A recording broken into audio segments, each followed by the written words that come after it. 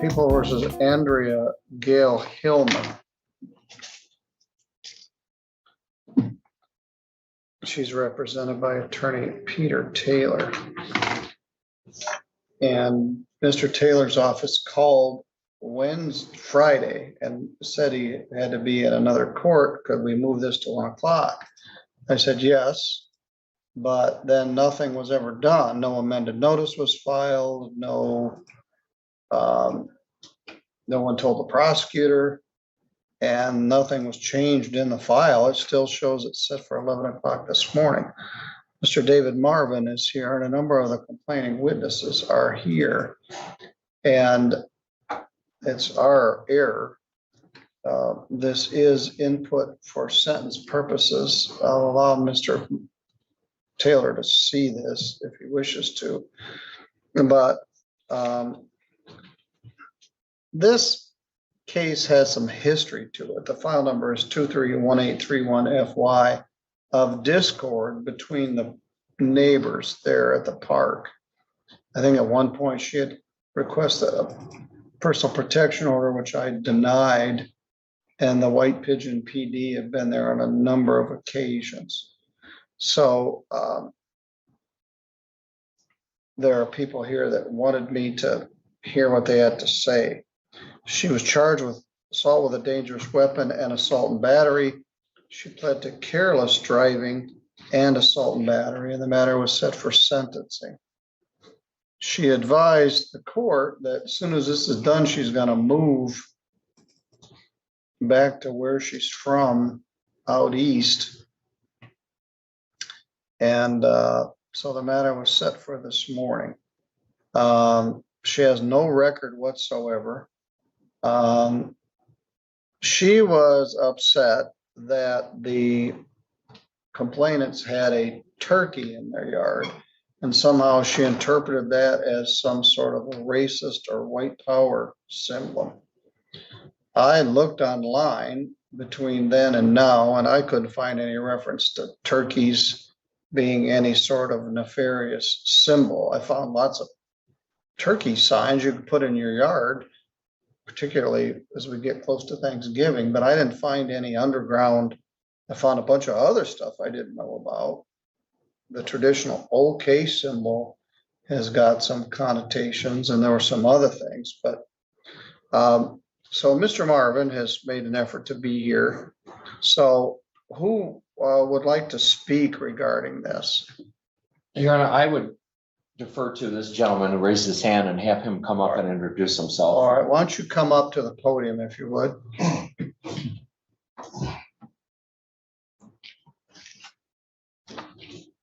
Right here? Yes. Okay. Good morning. Would you state your name, please? Good morning, Your Honor. My name is Matthew Joseph Bagayski.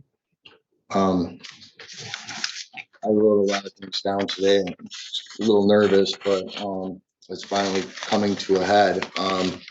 This is my family. This is my wife, Ashley, of 15 years, my son, Josiah, he's 12, my son, Matthew, who's 10, and my daughter, Ashley, who's 8. In the park, there's a numerous amount of kids, a numerous amount of children. I've never really had an issue with her. She doesn't like children, and she's always going back and forth with the children. I have 3, and I'm concerned about because her behavior over the years became a lot more erratic. She has no problem perjuring herself in court. I guess let me start with like the incident in hand, because that's what we're here today for. I come to you today respectfully to plead that you don't. I feel like the value of this case is being pushed down, and she's getting all this sympathy that she does not deserve. This woman has made it miserable for everyone in the park for so many years, Your Honor, and she's made our life miserable. I couldn't put out signs for my children to say slow down signs because she said she kept kicking them down, and then she complained to the park, and they said, well, it's to keep the kids safe. There's 12 children around in that, just within 2 houses of her in a complete circle radius. So there's a lot of children, and that's not counting her grandkids. But her grandkids are 3 doors down. So this, like for instance, the cone and the slow sign is all keeping her grandkids safe as well. But her hate for us is so deep that she doesn't care. Like everything I do in my house, I put a turkey. It's not racist. It's not a rebel flag. I've never used the racist term. I haven't even spoken to her since the PPO of last year. I haven't looked her direction. I have cameras. I'm willing to give them to you. And if I could prove this, I mean, she's been perjuring herself for years with the police. The police have never found anything. I have a perfect record. And she's bashed my name through the school systems because she's telling everybody in the park that I'm harassing her, that she's living in fear for her life. She's over dramatized this, and she's ran her name through the mud for years. And I feel that there's not much difference between shooting a bullet at me and missing, and then swerving at me with a car. I don't understand why she's getting charged with a traffic violation and a misdemeanor. She tried to actually cause bodily harm. And not only at me, but at another father in the park that lives within the 2-door radius. He has 4 children. I have 3. She could have took us both out. And I think the only reason she swerved back is because there was a truck that she didn't want to hit. So, and she has no sympathy. She stood before the court last week, cried for herself. She wants to move away. So she wants to do this somewhere else. I mentioned that to Mr. Marvin, and he thought that was a good idea. It's a great idea. And so do I. I think it could make a better circumstance for everyone. Everyone, yes. So you're in favor of her moving out of the park? Absolutely. It's, I don't want to live in fear. I don't want to know that my children are outside, and if she comes out there, I have to go out there because my kids are scared of her. She is very explosive. Nobody knows what she's going to do. So she's unpredictable. So every time my children go out, she goes out and intimidates them. So I have to go out and I have to sit outside, in fear for my children. And it's gotten to the point where, like, we spent our whole summer at the lake this summer because I want my kids to experience outside. I don't want them staying inside and playing video games all day. I want them to go out and live a little, but they can't do that where we live because of her. She's made it very, very, very hard to live with, like around that area. And I plead with you, don't let her jump across state and, she's going to do it again. And again. Well, this is charged with a 4-year felony. I don't know what a jury would have made of this. So I don't have any criticism, and the prosecutor's taking the driving charge, which will put something on her driving record and affect that. And then assault is a threat to do an immediate battery. Assaulting somebody with a car is a hard case to prove as a felony. But so I got what I got. It's punishable by up to 93 days in jail. She has no criminal record. And Mr. Taylor, if he was here, he's going to argue for no jail. So I don't know what 90 days in jail would accomplish. I'm going to fashion some sort of sentence, I think, that would compel her to move. Now, who else is here with you? My mother, my brother, my father. My mother gave me the turkey, and we had it for 3 days before she actually completely lost it. And what was it made out of? Steel. And I also have steel decorations on my house that says welcome. It's a sunflower, and it's all made out of like tin. And then I have a tin turkey that my mother bought a rooster, and so she replaced it with. So I got. You got the turkey. Her she lawn got the ornament. rooster. Yeah. And then who else is here? What's your name, sir? Nathan King. I was just in the wrong place at the wrong time. All right. Well, I appreciate the fact that you're standing outside talking with Matt. all right. Well, I'll get to you in a minute. Yeah. If he didn't warn me, I would have got hit because my back was turned to her the whole time. No, not a word was said to her. She came out, she was muttering, but she's always muttering something, so I didn't pay a thought to her. I had my back turned the whole time. And do you think she has mental health problems? Absolutely. She told me when she moved in. Her daughter told me. that's why I've been a sport about this. I've been putting, okay, I let her talk, I let her yell at me about the kids, and I walk away. And I've been a real sport about this until last year when I got served with a personal protection order. I didn't even know her name. I mean, that's how, like, I have 3 kids to raise. They're involved in the church. They're involved in school activities. The last thing on my agenda is to know or care what Andrea is doing. All right. Is there anyone else that wants to speak? And what's your name again, sir? Nathan King. All right. Thank you, Your Honor. I'm going to be, do you want to speak, Mr. King? Just. All right, why don't you come up?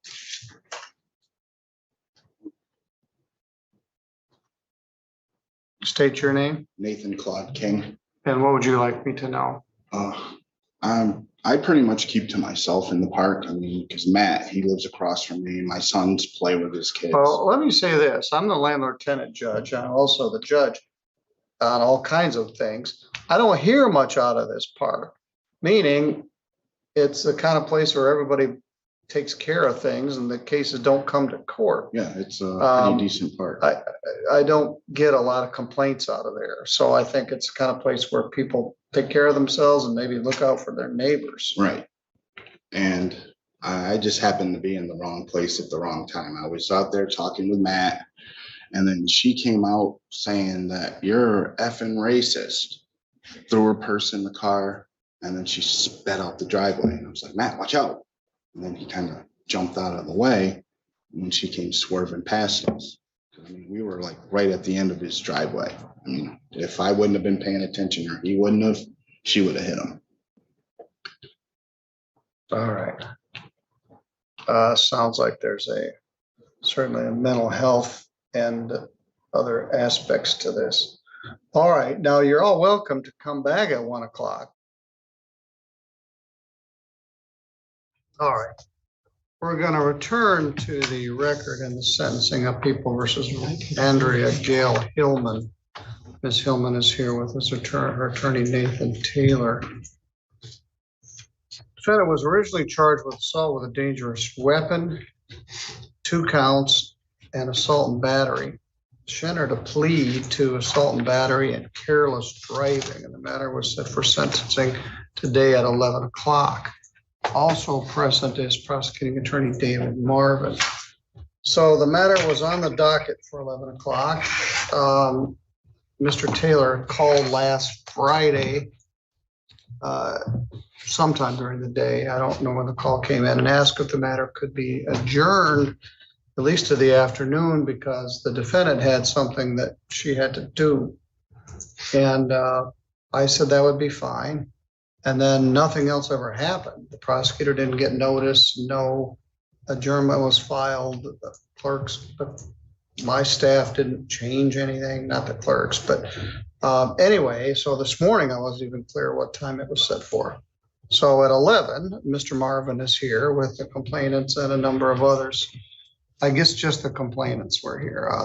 The complainant, the 2 men in the complaint, and some family members who took time off, came here for the sentencing.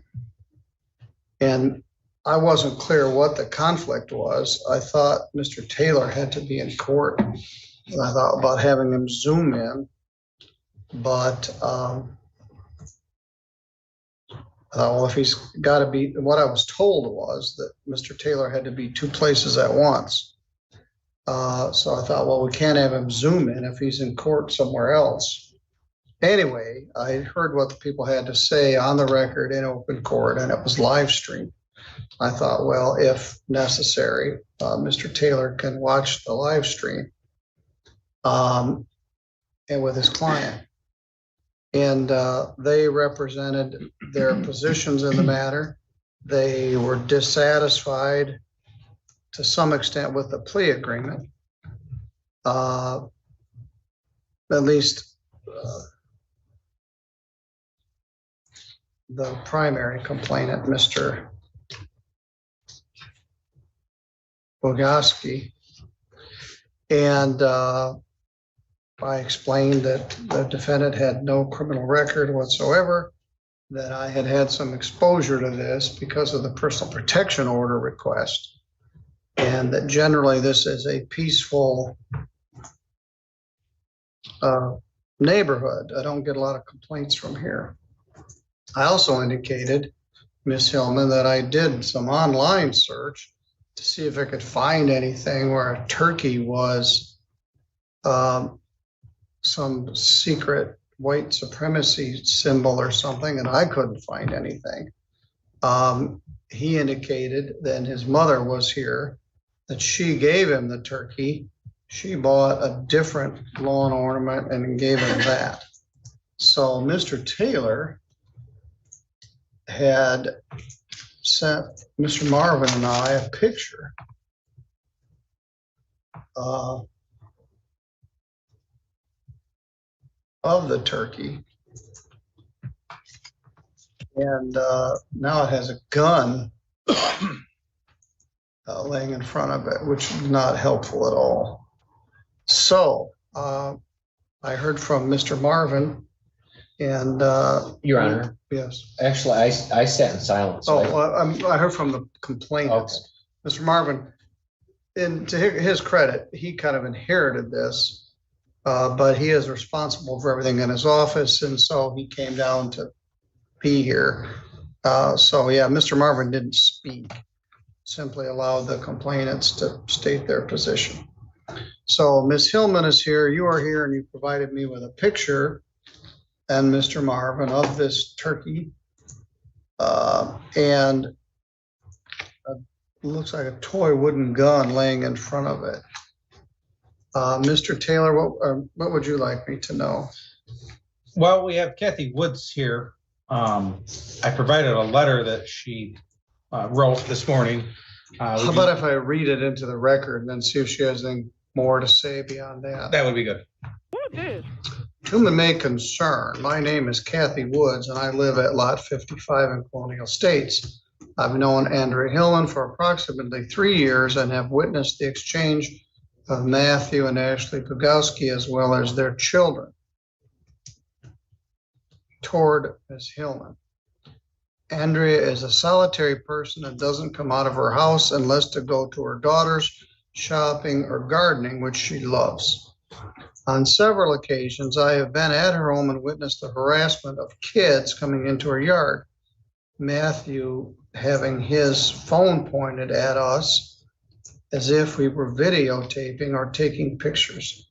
On most occasions, this has occurred while I visited. I know what Mr. Bukowski has said in court today and was appalled by the slanderous lies he was telling toward a good name in the community. And if a poll were taken, it's Matthew and his family that people want out of the park. I implore you to allow her to go back home even after the previous hearing on 10/17. Mr. Bukowski moved that stupid turkey right back over to the side of his yard closest to her home and pointed it right back at her. If only you know of the things he does, not only to her, but to others, you would allow her to go ahead with her plans. I apologize for my scribbling as I'm very upset over this morning lies and accusations toward Miss Hillman. Signed, Kathy Woodson. And you're Kathy Woodson? Yes, I'm Kathy Woods, sir. Woods. Yes. Yeah, Woods. And that's your statement in this matter? Yes, sir. All right, very good. Thank you for being here. All right. Was Mr. there Taylor. anything else that you wanted to add after watching that video this morning about? Well, this morning when I was watching the video, I had no intentions on coming. Well, just a minute. You can't just speak from, also the crime victims' rights statute allows victims to speak. It Okay. doesn't necessarily allow witnesses on behalf of the defendant, but the way things went, I feel like I should allow Ms. Woods to tell me what she wants. Do you have any objection, Mr.? No, I think that the more information, the better, because we all need to know what's going on. All right, Ms. Woods, come up to the podium if you would and state your name. My name is Kathy Darlene Woods. And you live at Colonial Estates? Lot 55, yes, sir. Yes, all right. What would you like me to know? This has been going on for a long time, not only with Ms. Hillman, but with myself and others in the community. Matthew this morning portrayed himself as a victim, which in my opinion, I'm not going to lie to you. I'm not going to tell you falsehoods. It's wrong. I mean, he walked in here this morning like he was some sort of a cripple when they're at the park. He's out playing basketball with his kids and putting steel doors on his home. He came to my house when I was working. I'm retired from the power company, Indiana Michigan Power. He used to come to my house and ask me for narcotics, like opioids for pain that he was having before he got his Social Security disability. He goes to another neighbor's house and I'm No, there. stop. I guess it's good to hear everything, but this is all character assassination, I guess. He's not here and she wasn't here. Correct. So, Well, as to what I see, Well- is that what you want to know, sir? she pled guilty Yes. to a criminal offense, No contest. no contest. I Were you just wanted there? to go home. Were you there when it happened? No, I live right down the road. She came to my home immediately after to use my phone to call the police All right, so she called the police. from my home. Yes, All sir. right, very good. So what do you know about that incident? Anything else? Well, the day that she came to my house, she was very upset because of the turkey. I'm Southern, so where I come from, I know what a tom turkey means in my culture. A tom turkey in my culture simply means that it's a racial slur against a black person. Where I come from, there's still black people, African American, whatever. So there are a lot of different things where I'm from than is up here. So when on the 17th, she had court last week. I drive around the park for Rebecca, Rebecca Lentz. Yes. I watch you all the time with her, but to make sure everything is where, it's supposed to be and there's not anyways. That turkey was pointed right back at her as soon as they left. It's like what I see, what he does to me and her together is absolutely harassing. Me, he drives about my house and he rolls down the window. His windows are black. So he drives by my house that same day. I'm outside, he rolls down the window and he smiles at me real big. So she calls the cops. Cops come to my house and then they go down to and talk to her. Or did they go down there? They went down there first and then they came back. Even though she's the one that called, went to the police department in White Pigeon, they went down to his house. So she stayed at my house for a while. Rebecca was there as well. And then charges got filed against her. And nothing has stopped from him. She don't do anything to stay in the house. But his kids were in her yard playing yesterday. Who took this picture? Andrew did. And it's now got a little wooden gun in front of it. When did you take the picture? 12:49 Of what day? today. I took the same one yesterday. I haven't been outside, sir. Okay.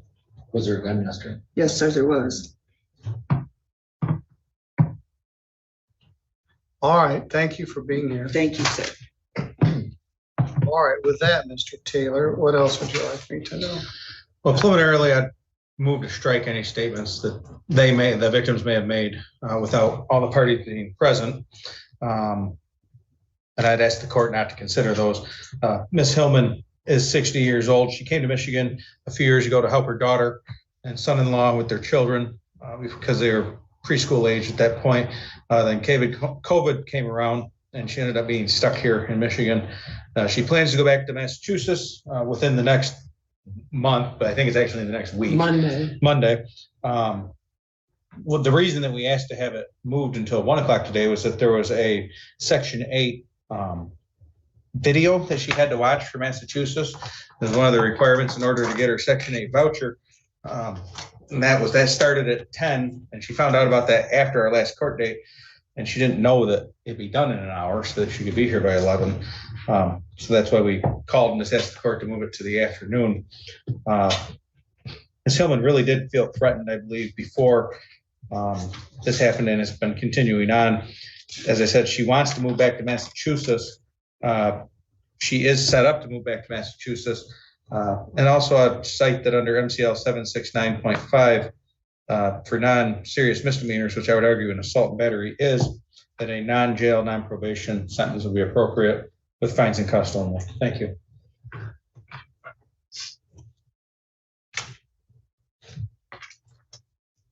Anything further, Mr. Marlin? So earlier this morning, I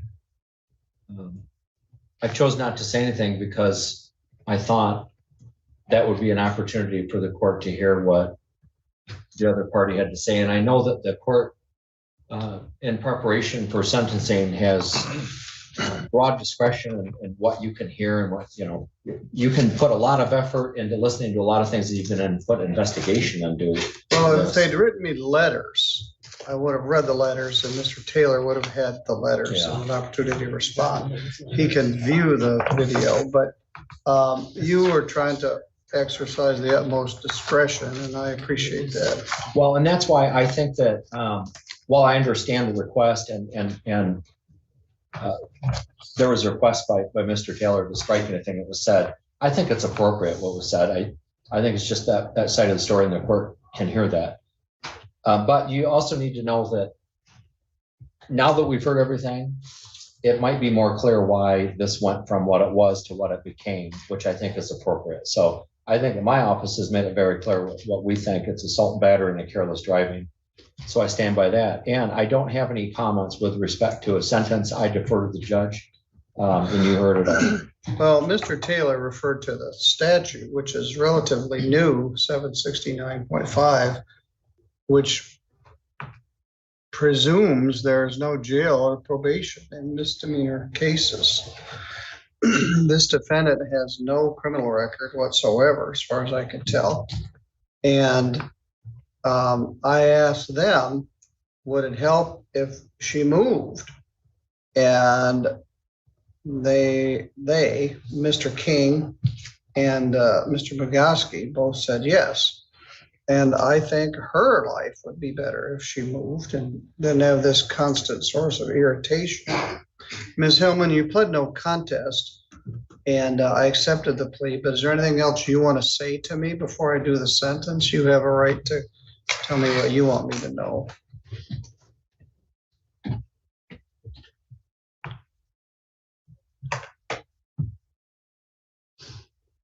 I have tried for 5 years to turn the other cheek, to stay in my house, to see who's out, make sure nobody's outside so I can water my flowers. I go by the tenant's manual because I had flowers, which I've already torn out because I'm moving. I'm obligated to be in my yard, to tend to the yard. Well, you should be able to be in your yard. There's no reason why you should not be able to. I've had a video camera on me for the last year and a half. It's been on, I'm pretty sure. Every time I go outside, he comes outside. The pictures from the restraining order, Your Honor, if you look at them and if you look at the video, which I haven't even watched, but I would instruct you to look at the angle of the camera. Well, he said I have video. I have happened, video cameras. but they're on my house.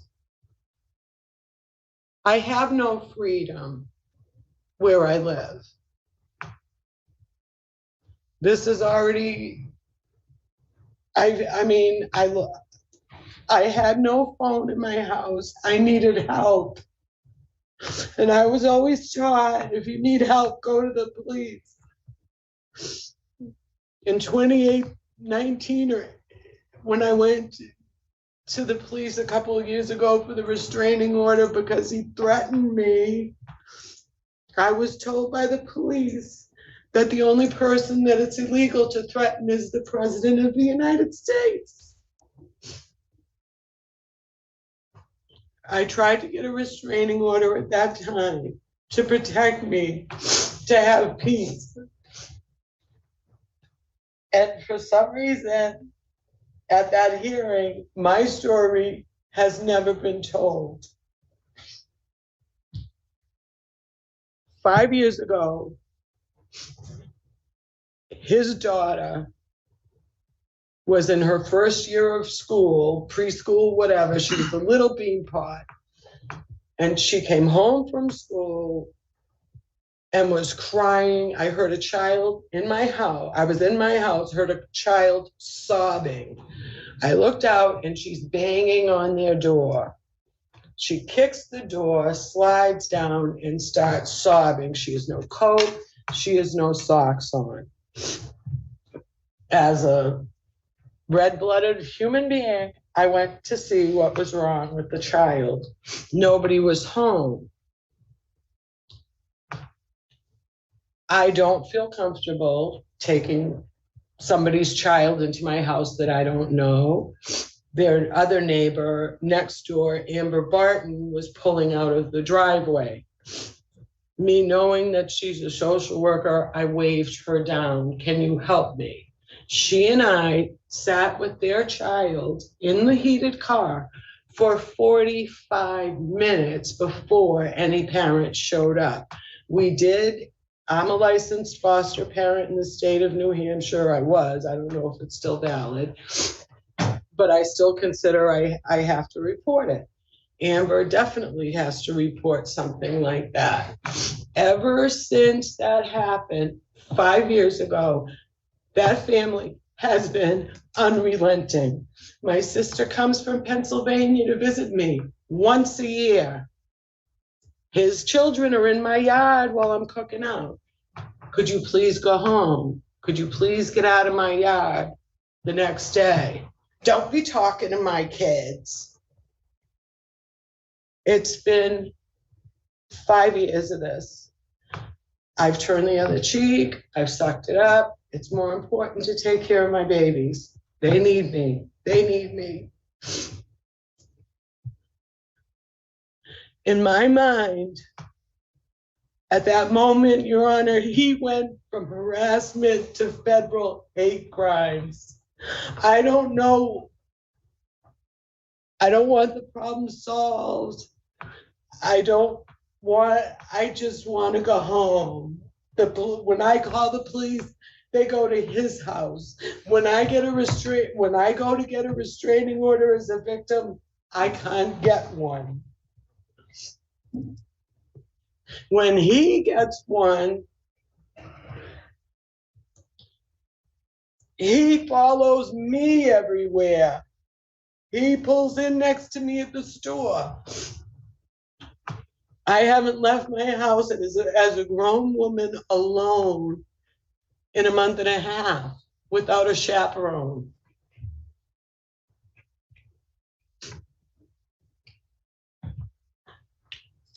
Tell me about your plan to move. Can we take it off record so I won't be harassed? Well, you don't have to tell me the town, but you've made arrangements to move. I have an apartment available in my name November 1st. All right, and so you plan to move during the month of November? Yes. And I have another instance that was this is him. I was walking, I had just gotten a horrible, horrible phone call from Massachusetts that my stepson had just died, my daughter's only living sibling. So I'm walking, trying to figure out how to break this to my daughter. As I'm walking by with my head down, because I'm trying to get it together, Ma, hey, Ma. Please don't call me that, Matthew.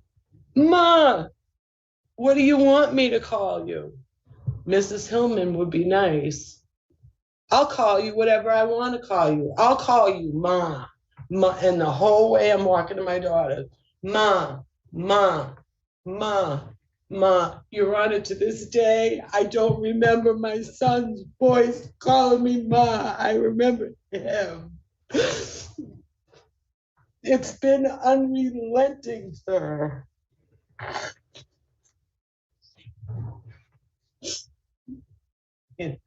Tailgating my car, his daughter pulling through out in her scooter right in front of me after I've stopped. I've stopped. The children are on the side of the road. So you assume the children have car, let's wait on the side. As she shoots out right in front of me. Even her brother, the older brother, was screaming her name. What are you doing? What are you doing? I think I got the picture. I've dealt with these neighbor situations my entire career. And generally, a personal protection order is not meant for feuding neighbors, particularly ones that live in very close proximity to each other. Doesn't solve anything. Just causes more irritation. Several times that I was prosecutor, I tried to mediate neighbor disputes. Two neighbors that lived next door to each other that could not get along. Both parties stubbornly refused to move. One morning, one neighbor came out, shot the other with a .357 handgun 5 times. Well, he has weapons. Well, that didn't solve the problem, but the man went to prison for a long period of time. He's out now. Anyway, you can't, I've never been able to solve these situations, and a personal protection order is not the answer. The answer is one of the parties moving, which you are prepared to do.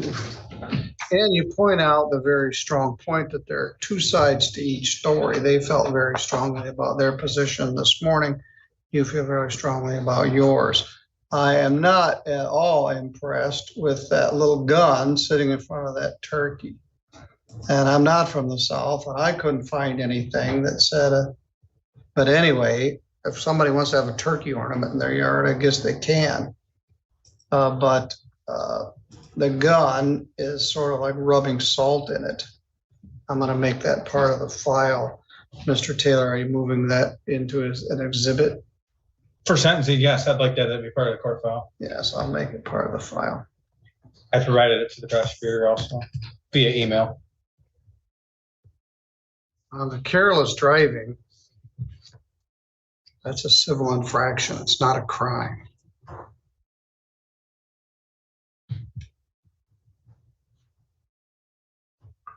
Fine and costs are $150.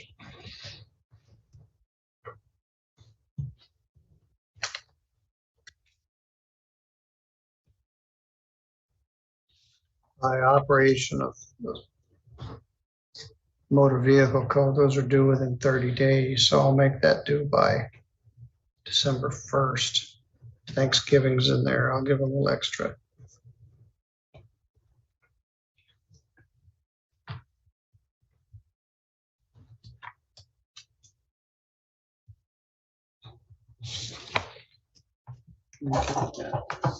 On the assault and battery, no contest plea for the vehicle.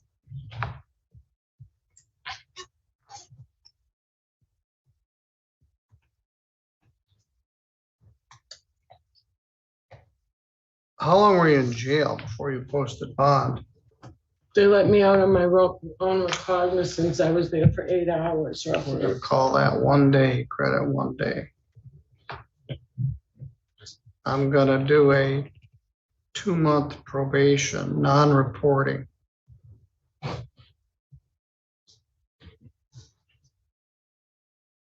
Once you provide proof that you've moved out of the park, that probation can be terminated.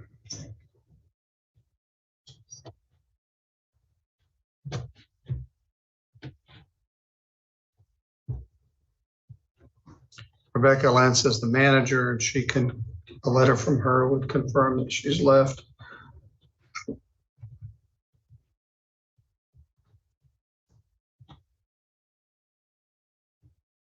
The reason I do a 2-month probation, I can alter the sentence. If I just do a sentence, it's done. You can't change it. If the party's placed on probation, the sentence can be altered, which could include, I suppose, even jail time. But what's going to solve this? You don't have to go 900 miles away to another state, but I think you may get some peace of mind to get out of here and restart your life somewhere else that you're familiar with. I've already done a fine in the other case. This isn't about money. This is $75 crime victims' rights fee and a $50 state minimum fee. The gun at the feet of the turkey is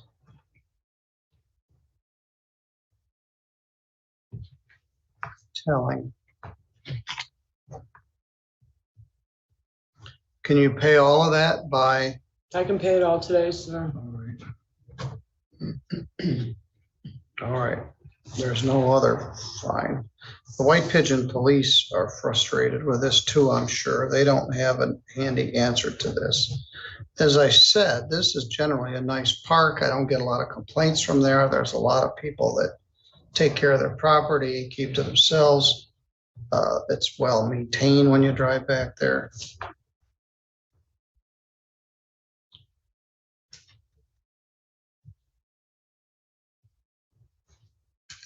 And once you move, the case can be completed. If you don't move, I can alter the sentence. But you owe 125 plus 150, which is $275. If you want to make it 275, that's fine, but I had, 220. yeah, you said you owe $75 crime victims' rights. 75 and 50. $50. Right, 275 is the total. And the Yes. careless is 150, right?